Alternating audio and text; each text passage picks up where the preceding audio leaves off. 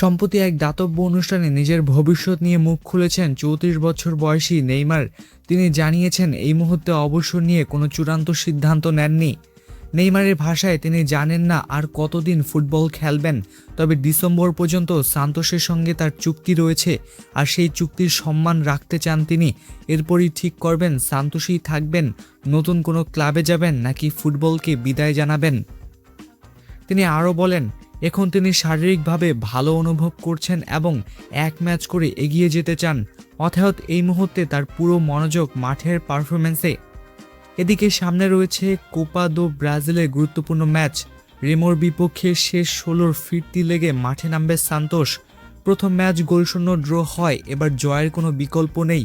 Neymar জানিয়েছেন সুযোগ পেলে তিনি শতভাগ প্রস্তুত হয়ে দলের জন্য খেলবেন। মজার একটি মন্তব্য করেছেন ব্রাজিলিয়ান তারকা। তিনি বলেন, সাংবাদিকরা নাকি আগেই লিখে ফেলেছেন তিনি বেঞ্চে থাকবেন, তবে বাস্তবে কি হবে সেটি ঠিক করবে কোচই। এর আগে বিশ্বকাপ শেষে জাতীয় দল নিয়ে আবেগঘন মন্তব্য করেছিলেন নেইমার। তিনি বলেছিলেন ব্রাজিলের জার্সিতে হয়তো তার সময় শেষ। সেই বক্তব্য ঘিরে শুরু হয়েছিল অবসর নিয়ে জোর আলোচনা। তবে নেইমারের বাবা জানিয়েছেন সেটি কোনো চূড়ান্ত সিদ্ধান্ত ছিল না। কঠিন এক বিশ্বকাপের পর আবেগের জায়গা থেকে এমন কথা বলেছিলেন নেইমার, তাই এক্ষুনি তার আন্তর্জাতিক কিংবা ক্লাব ক্যারিয়ারে ইতি টানার সিদ্ধান্ত হয়েছে এমনটা ভাবার কোনো কারণ নেই।